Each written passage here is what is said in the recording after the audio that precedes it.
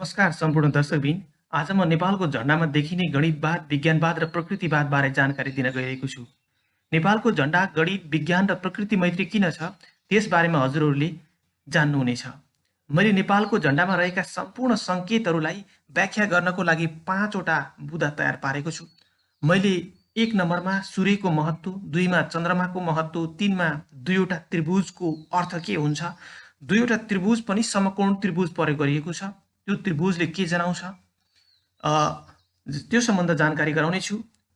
चौथोमा सूर्य र चन्द्रमाको स्थान ठिक छ कि छैन त्यो सूर्य र चन्द्रमाको स्थान चेक गर्नेछु। र 5औँमा रङहरूको अर्थ मैले भन्नेछु। र 3 वटा रङ प्रयोग गरेको हामी देख्न सक्छौँ। यहाँनिर नीलो रङ किनारमा छ, रातो रङ अथवा सिमरिक रातो रङ चाहिँ पृष्ठभूमिमा छ अथवा बीचमा छ, र सेतो रङ सूर्य र चन्द्रमामा हामी देख्न सक्छौँ। यसरी 3 वटा रङ प्रयोग गरिएको छ। सबैभन्दा पहिले कुरो हामी एउटा ल बुझ्नुपर्ने हुन्छ, एउटा सिद्धान्त बुझ्नुपर्ने हुन्छ, जसलाई हामी ल अफ कन्जर्भेसन अफ इनर्जी भनेर भन्छौँ। ल अफ कन्जर्भेसन अफ इनर्जीले के भन्छ भने शक्ति कहिले पनि क्रिएट गर्न सकिँदैन र डिस्ट्रोय गर्न पनि सकिँदैन। शक्ति एक किसिमको शक्तिलाई हामी अर्को किसिमको शक्तिमा परिवर्तन गरेर प्रयोग गर्न सक्छौँ भनेर भनिन्छ। त्यसैले यो पृथ्वी सँगसँगै सम्पूर्ण सौर्यमण्डलमा शक्ति सूर्यबाट आइरहेको छ। त्यसैले शक्तिको मुख्य स्रोत भनेको सूर्य हो। त्यसैले हाम्रो झण्डामा सूर्य राखिनु वैज्ञानिक प्रकृति मैत्री एउटा कार्य हो भनेर मैले भनिसकेँ। अब म यहाँ 1 बाई 1 एक्सप्लेन गर्नेछु केही इक्जाम्पलहरू जहाँ चाहिँ सूर्यको प्रत्यक्ष संलग्नता तपाईँले देख्न सक्नुहुन्छ। प्रत्यक्ष अथवा तपाईँले अप्रत्यक्ष रूपमा संलग्न भएको देख्नुहुन्छ, जसमा चाहिँ सन चाहिँ पार्टिसिपेट भइरहेको हुन्छ। हामीलाई थाहा छ संसारमा धेरै किसिमका शक्तिहरू छन्, जस्तो हामी सोलर इनर्जी भन्छौँ, विन्ड इनर्जी भन्छौँ, hydro energy, heat energy, light energy and other form of इनर्जीहरू छन्। यहाँ सबै इनर्जीलाई हामी हाम्रो दैनिक जीवनमा प्रयोग गरिरहेका हुन्छौँ। सँगसँगै सूर्यको कारणले एउटा राम्रो फेनोमेनन हुन्छ अथवा एउटा राम्रो प्रक्रिया भइरहेको हुन्छ, जसलाई हामी जल चक्र भन्छौँ। जस्तो एउटा क्रिया भइरहेको हुन्छ, जल चक्र भन्छौँ। मैले यस स्लाइडमा सूर्यको महत्त्वलाई उजागर गर्ने प्रयास गरेको छु। त्यसका लागि मैले धेरै शक्तिका किसिमहरूको बारेमा चर्चा गर्नेछु। हामीलाई थाहा छ हाइड्रो इनर्जी अथवा हाइड्रो पावर भन्छौँ, जलविद्युत। जलविद्युत पानीले 3 वटा अवस्था नदेखाइदिएको भए हामी विद्युत शक्तिका कुरा गर्न सक्ने थिएनौँ अथवा विद्युत उत्पादन गर्न सक्ने थिएनौँ। त्यसैले सबैभन्दा पहिले यो विद्युत शक्ति उत्पादन गर्नको पछाडि पनि सूर्यको प्रत्यक्ष इन्भल्भमेन्ट छ अथवा सूर्यको संलग्नताका कारणले हामी जलविद्युत उत्पादन गर्न सकिरहेका छौँ। समुद्रको सतहमा रहेको अथवा समुद्र सतहमा रहेको पानी तातिएर माथि गयो। त्यही तातिएको जब माथि बाफ बनेर जान्छ, त्यो बाफ सेलाउनको लागि जमिनतिर आउँछ।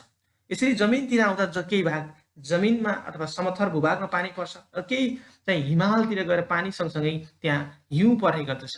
त्यसरी त्यो परेको पानी फेरि खोला नाला हुँदै बग्दै समुद्रमा जान्छ। हामी यसै क्रममा के गर्छौँ त नदीमा त्यसमा ड्याम बनाएर त्यसलाई बाँध बनाएर छेकेर स्टोर गरेर पानीलाई जम्मा गरेर फेरि पानीको स्थिति शक्तिलाई हामी गति शक्तिमा लगेर फेरि हामी चाहिँ विद्युत उत्पादन गर्ने गर्दछौँ। त्यसैले यहाँनिर पनि सूर्यको ताप शक्तिको कारणले गर्दा यो जलविद्युत उत्पादन गर्नको लागि हामी सक्षम भएका हौँ भनेर बुझ्नुपर्ने हुन्छ। त्यस्तै अर्को उदाहरण छ हामीसँग सोलर इनर्जी। सोलर इनर्जीमा पनि सोलर प्यानलहरूले विद्युत इलेक्ट्रिसिटी त्यतिकै जेनेरेट गर्दैनन्। सूर्यबाट आइरहेका रेडिएसनको सहयोगमा सोलर प्यानलले विद्युत उत्पादन गर्दछन्। अब सोलर इनर्जीमा जो रेडिएसन सनबाट आइरहेको हुन्छ, सोलर इनर्जी कसरी उत्पादन हुन्छ भन्ने कुरो बुझ्नुपर्छ। जसरी सनबाट आउने रेडिएसनले, सूर्यबाट आउने रेडिएसनले तिनीहरूले हिट प्रड्युस गर्ने क्यापासिटी राख्दछ। त्यस्तै सँगसँगै केमिकल रियाक्सन चाहिँ गराउन सक्छ।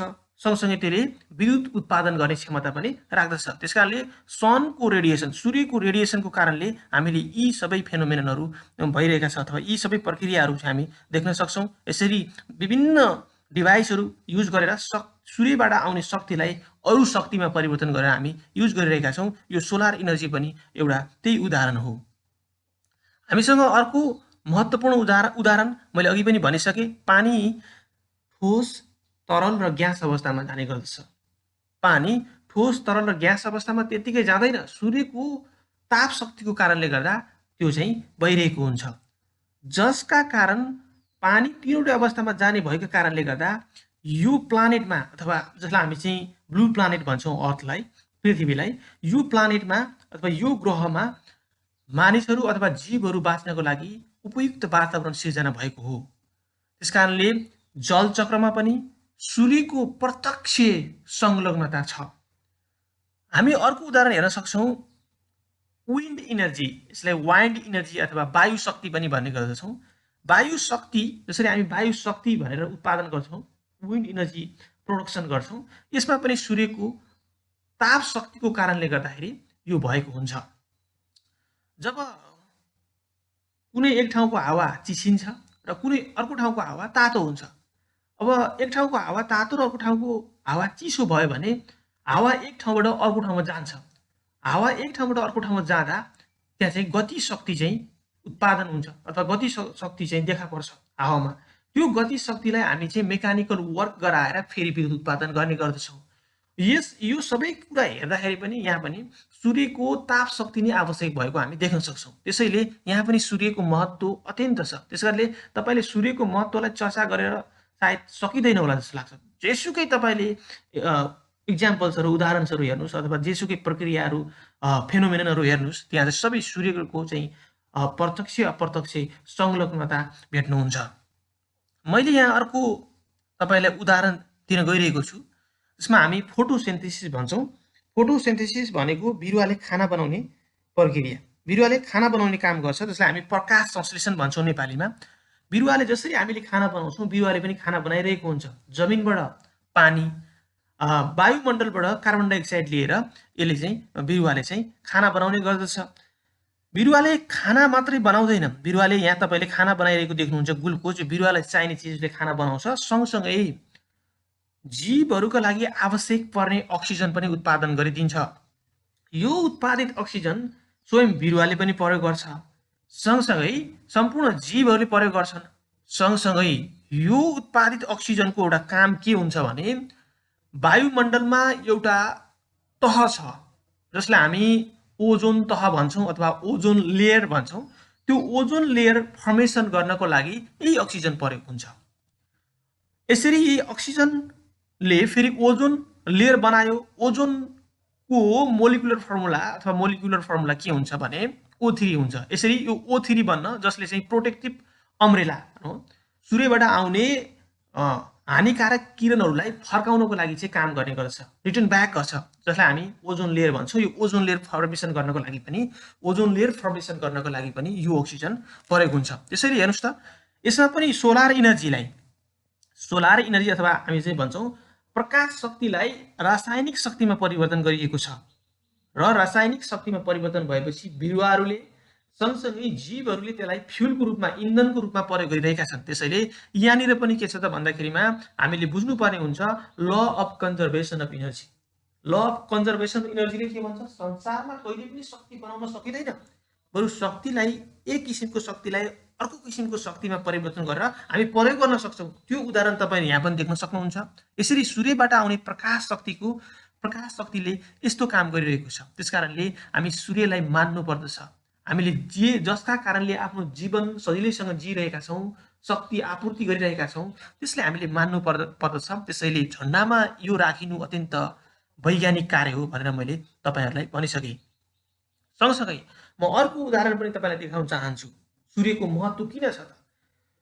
सूर्यको महत्त्व धेरै छन्, त्योमध्ये यो पनि एउटा अर्को हो। जस्तो सूर्यबाट भिटामिन डी आउँछ, तपाईँहरूलाई थाहा छ। सूर्य उदाउँदै गरेको, बिहानको उदाउँदै गरेको सूर्य र अस्ताउँदै गरेको सूर्यबाट हामी भिटामिन डी प्राप्त गर्न सक्छौँ। त्यसैले घाममा एकछिन बस्नु भनेर भनिन्छ। र सँगसँगै लाइट इनर्जी, प्रकाश शक्ति र ताप शक्ति, सम्पूर्ण सोलर सिस्टमको लागि चाहिने सम्पूर्ण ताप शक्ति र प्रकाश शक्ति पनि सूर्यबाट आउने गर्दछ। त्यसैले सूर्यको महत्त्व यहाँ पनि हामी देख्न सक्छौँ। र मैले तपाईँलाई जानकारी गराउन चाहन्छु। मैले जानकारी के गराउन चाहन्छु भने पहिले सोलर सिस्टम अथवा सौर्यमण्डलमा 9वटा ग्रहहरू, प्लानेटहरू थिए। सन् 2006मा चाहिँ एउटा प्लानेटलाई चाहिँ त्यहाँबाट चाहिँ हटाइन्छ। यसलाई चाहिँ हटाएर 2006 मा यसलाई चाहिँ प्लुटोलाई अथवा जसलाई हामी एम भन्छौँ एम ग्रहलाई हटाएर ड्वार्फ प्लानेटमा चाहिँ झारिन्छ र अहिले चाहिँ 8वटा प्लानेटहरू छन् अथवा 8वटा ग्रहहरू छन्। जस्तो म तपाईँलाई यसलाई चाहिँ मैले चाहिँ 8वटा पहिलेका चाहिँ 9वटा प्लानेटको नाम म भन्न चाहन्छु। यहाँ चाहिँ के छ भने बुध यो भयो, यो चाहिँ शुक्र, पृथ्वी, त्यसपछि यो मङ्गल ग्रह, यो चाहिँ बृहस्पति, यो शनि, यसपछि यो अरुण, यसपछि यो वरुण, यो एम हो। यो एम ग्रहलाई अहिले चाहिँ ग्रहको लिस्टबाट हटाइएको छ र वर्तमान अवस्थामा यो 8वटा ग्रहहरू चाहिँ यसरी चाहिँ हामी देख्न सक्छौँ र पृथ्वी सँगसँगै अन्य ग्रहहरूले सूर्यको वरिपरि आफ्नो अर्बिटमा घुमिरहेका छन्। यसरी आफ्नो अर्बिटमा सूर्यको वरिपरि घुमिरहेका छन्। यसरी हामीलाई अर्को जानकारी पनि यहाँ प्राप्त गरौँ। यसरी चाहिँ यो ग्रहहरूले एक फनको यो सूर्यको वरिपरि एक फनको जति लगाउन लाग्ने समय छ नि त्यसलाई हामी 1 वर्ष भन्छौँ। यसरी 1 वर्ष भनिन्छ एक फनको लगाउने समयलाई। सँगसँगै यो ग्रहहरू आफ्नो चाहिँ ठ्याक्कै पोइन्टमा पनि अथवा जसमा चाहिँ हाम्रो त्यो के हुन्छ भन्दाखेरिमा एक्सिसमा पनि यिनीहरू चाहिँ घुमिरहेका हुन्छन्। त्यसलाई हामी त्यसको एक दिन भनेर भन्ने गर्दछौँ। 24 घण्टा हुन्छ पृथ्वीको एक दिन। यसरी हामीले यो सौर्यमण्डलमा चाहिने सम्पूर्ण शक्ति सूर्यबाट आइरहेको छ। त्यस कारणले हामी सूर्यलाई मान्नु पर्दछ। मैले यो तपाईँहरूलाई जानकारी गराइसकेँ, सूर्यलाई मान्नु पर्दछ। अब हामी अर्को पोइन्टमा चन्द्रमाको महत्त्वको बारेमा जानकारी गरौँ अथवा जानकारी लिउँ। चन्द्रमा पृथ्वीको एउटा सन्तान हो भनेर बुझ्नुहोस्, अथवा पृथ्वीको एउटा मात्र उपग्रह छ। पृथ्वीको एउटा मात्र उपग्रह छ, यो पृथ्वी भयो। पृथ्वीको वरिपरि चन्द्रमाले घुम्ने गर्दछ, चन्द्रमा घुम्ने गर्दछ र सूर्य चाहिँ सूर्यको वरिपरि फेरि पृथ्वी घुम्ने गर्दछ। त्यसैले पृथ्वीवासीलाई चन्द्रमाले शीतलतासँगै मन्द प्रकाश दिएर सहयोग गर्ने गर्दछ। चन्द्रमाको आफ्नो प्रकाश छैन दर्शकबिन। हामीलाई के थाहा छ भने चन्द्रमाको आफ्नो प्रकाश छैन। सूर्यबाट आउने प्रकाशलाई परावर्तन गरेर पृथ्वीतिर पठाउने काम गर्दछ र शीतलता प्रदान गर्ने गर्दछ। त्यसैले चन्द्रमाको महत्त्व पनि हामीले देख्यौँ। त्यसैले पृथ्वीवासीहरूलाई रातको समयमा मन्द प्रकाश सँगसँगै शीतलता प्रदान गरेर चन्द्रमाले सहयोग गर्ने गर्दछ र पृथ्वीको एउटा मात्र उपग्रह छ जसलाई हामी चन्द्रमा भन्छौँ। त्यसैले हाम्रो झन्डामा चन्द्रमा राखिनु पनि एउटा प्रकृति मैत्री र विज्ञान मैत्री कार्य हो भनेर मैले भन्न चाहन्छु। अब त्यसपछि हामी तेस्रो पोइन्टमा दुईवटा त्रिभुजको बारेमा कुरो गरौँ। दुईवटा त्रिभुजले वास्तवमा के अर्थ दिन्छ, दुईवटा त्रिभुजले वास्तवमा के अर्थ दिन्छ त्यो सम्बन्धमा पनि हामीले जान्नुपर्ने हुन्छ। कुनै पनि देशको झन्डाले त्यो देशको भूगोललाई सङ्केत गर्नुपर्छ अथवा भूगोललाई जनाउनुपर्छ। कस्तो भूगोल छ त्यो देश, त्यो देशको भूगोल कसरी बनेको छ, त्यो भूगोललाई चाहिँ रिप्रेजेन्ट गर्नुपर्ने हुन्छ। झन्डामा त्यही नेपालको भूगोललाई रिप्रेजेन्ट गर्नको लागि दुईवटा त्रिभुजहरू प्रयोग गरिएको छ। दुईवटा त्रिभुज पनि यसमा चाहिँ दुईवटा समकोण त्रिभुज प्रयोग गरेको हामी देख्न सक्छौँ। दुईवटा समकोण त्रिभुज, मैले यहाँ समकोण त्रिभुज भनेको के हो तपाईँलाई देखाउनको लागि यहाँ चाहिँ यो फिगरहरू राखेको छु। यस्तो दुईवटा समकोण त्रिभुजहरू प्रयोग गरेको हामी देख्न सक्छौँ। समकोण त्रिभुज भनेको के हो भने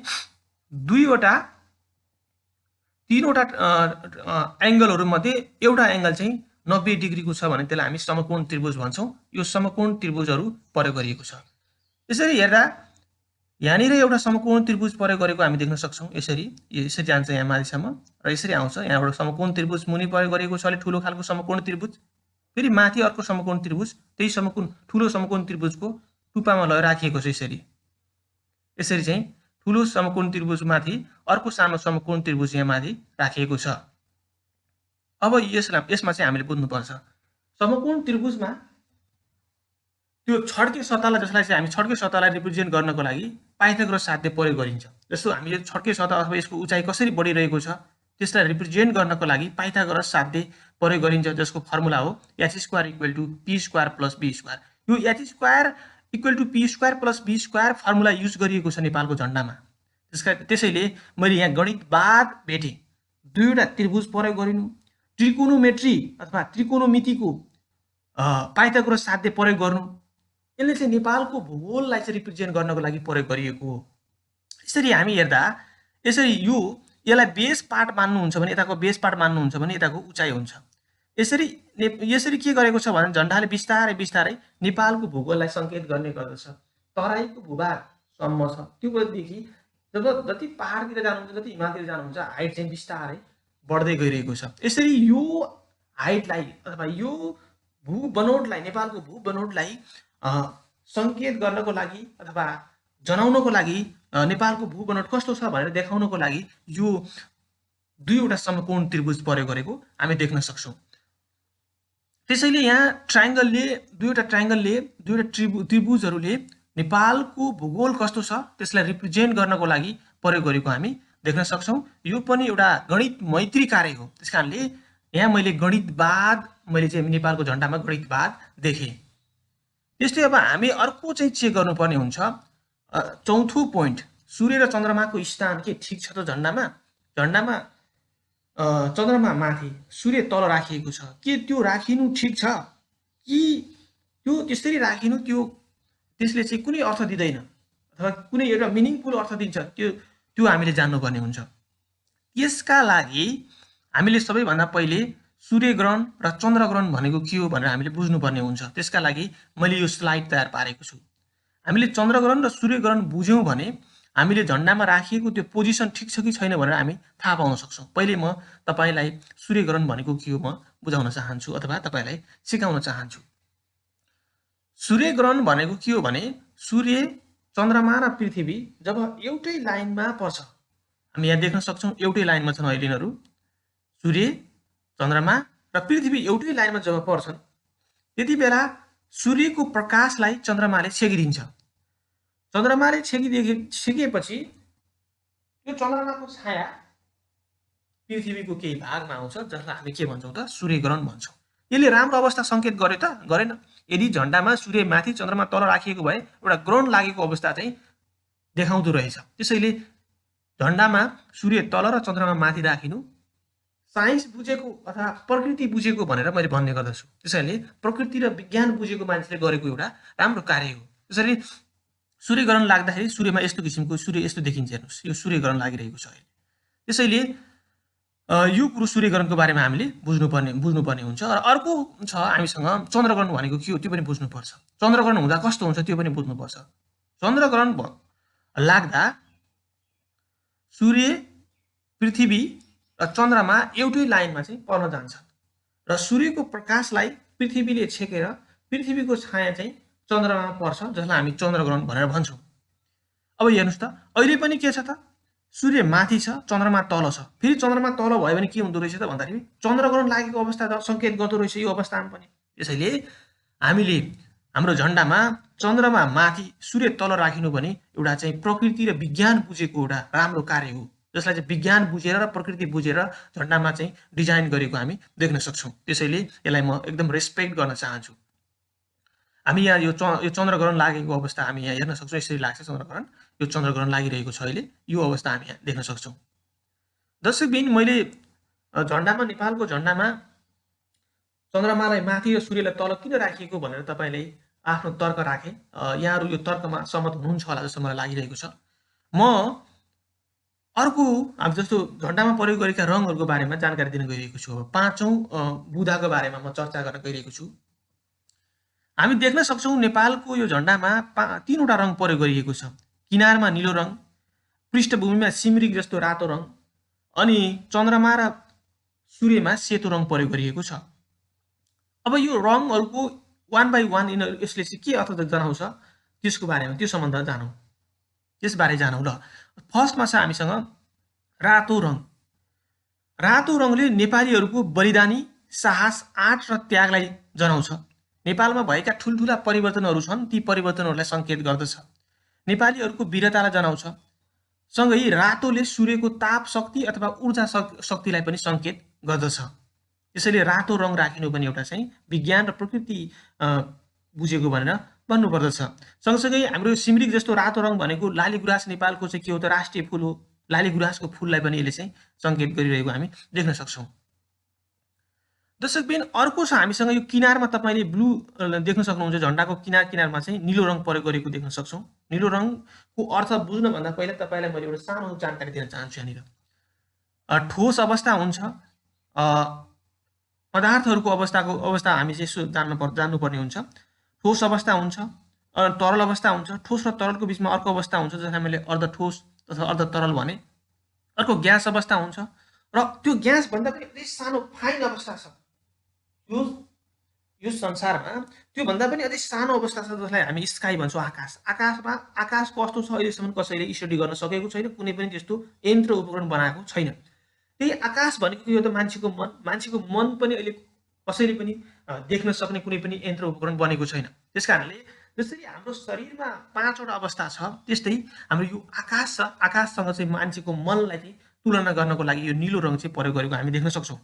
नीलो रङको अर्थ के हुन्छ भने नीलो रङले आकाशलाई जनाउँछ। आकाश कति फराकिलो छ हेर्नुहोस् त, त्यो आकाशलाई जनाउँछ। आकाश संसारमै फराकिलो छ। नेपालीहरूको मनलाई नीलो रङले सङ्केत गर्दछ। नीलो रङले नेपालीहरूको मन, सोचाइ, विचार आकाश जत्तिकै छ, आकाश जत्तिकै फराकिलो छ भन्ने अर्थ दिन्छ। त्यसैले नीलो रङ राखिनु पनि एउटा वैज्ञानिक र प्रकृति मैत्री कार्य हो भनेर मैले भनिसकेँ। त्यस्तै झन्डामा तेस्रो रङ छ सेतो रङ, जसलाई हामी व्हाइट कलर भन्छौँ। झन्डामा यसरी चाहिँ चन्द्रमा र सूर्यमा सेतो रङ प्रयोग गरेको हामी देख्न सक्छौँ। सेतो रङले चन्द्रमा र सूर्यको प्रकाश शक्तिलाई सङ्केत गर्ने गर्दछ अथवा जनाउने गर्दछ। उज्यालो संसार, उज्यालो नेपाललाई जनाउँछ। उज्यालो भविष्यलाई सङ्केत गर्छ। कुनै पनि व्यक्तिको उज्यालो भविष्यलाई चाहिँ सङ्केत गर्ने गर्दछ। सकारात्मक शक्तिलाई सङ्केत गर्ने गर्दछ सेतो रङले। सँगसँगै सेतोले शुद्धता, सफा र शान्तिलाई पनि जनाउने गर्दछ। यो देश नेपाल भगवान गौतम बुद्ध जन्मिएको देश हो। त्यसैले हामी यसमा यो शान्तिलाई पनि चाहिँ सङ्केत गर्नको लागि हामी सेतो रङ प्रयोग गर्ने गर्दछौँ। सेतो रङको अर्थ यस्तो हुन्छ। यसरी 3वटा कलर चाहिँ प्रयोग गरेर नेपालको झन्डा बनाइएको छ। किनारमा नीलो, पृष्ठभूमिमा रातो, सिमरिक रातो, त्यो पनि लाली गुराँस जस्तो रातो, अनि पछि यो चन्द्रमा र सूर्यमा सेतो रङ प्रयोग गरेको हामी देख्न सक्छौँ। त्यस्तै अब मैले तपाईँलाई 5वटै बुदाको बारेमा चर्चा गरिसकेँ। अब म कन्क्लुजनमा अथवा निष्कर्षमा पुग्दैछु। हाम्रो निष्कर्ष के हुन्छ त? अब माथिका सबै बुदाहरूलाई 1 by 1 स्टडी गरिसकेपछि नेपालको झन्डा संसारकै एक गणित, विज्ञान र प्रकृति प्रेमी झन्डा हो भन्न सकिन्छ। नेपालको झन्डाले गणितवाद, विज्ञानवाद र प्रकृतिवादलाई बुझेको अनि स्वीकार गरेको देख्न सक्छौँ। त्यसैले म भन्ने गर्छु नेपालको झन्डा एउटा साइन्टिफिक, एउटा वैज्ञानिक झन्डा हो भनेर भन्ने गर्दछु मैले।